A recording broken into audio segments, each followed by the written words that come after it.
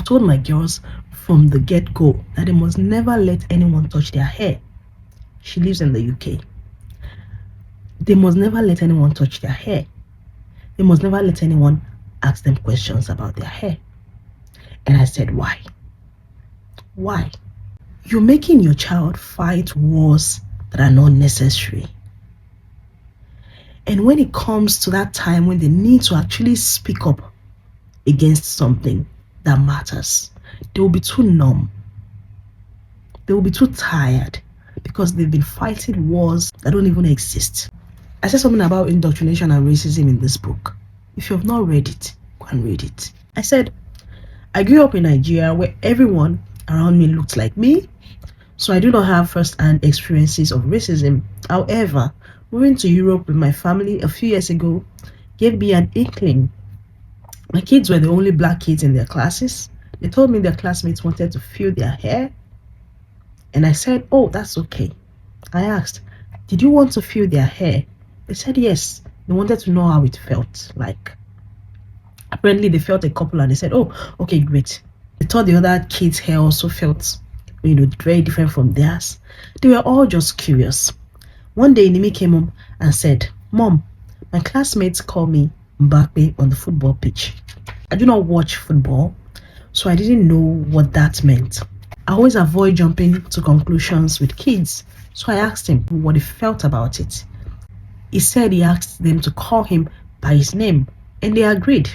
Now, if this boy already knew about racism, he would just think they were making a racist comment because he was really little then. But he just said, no, I don't want to be called that. Call me this. And they started calling him that.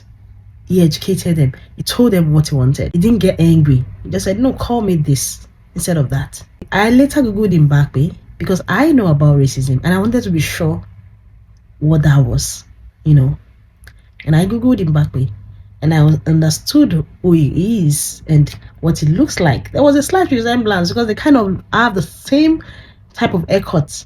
And that made me chuckle. I'm like, oh, that's good. Seeing what he could do with the football, I said, wow, I like that. Being called Mbappe wasn't a bad thing. And those kids meant no harm. Do not let the ideas or events of the past control your child's present. There is more, but I'll stop there, okay? Do not let the ideas or the events of the past control your child's present. There might have been, those people who have fought to be free from these people. There might have been that racism. Yes, it is still there. But at some point, your child might not even be facing racism. And because of the things that you have said, you put your child in a toxic environment by yourself, just by the things that you have said to them before they even go to the class. Your child finds it hard to function because they're always on guard. And when it is time for them to actually speak up and say, no, don't do that. Why don't you call me this? Oh, no, don't do that. Why don't you? With confidence, they're too numb.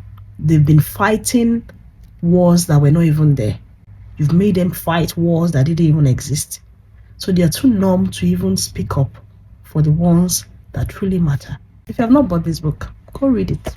Cheers.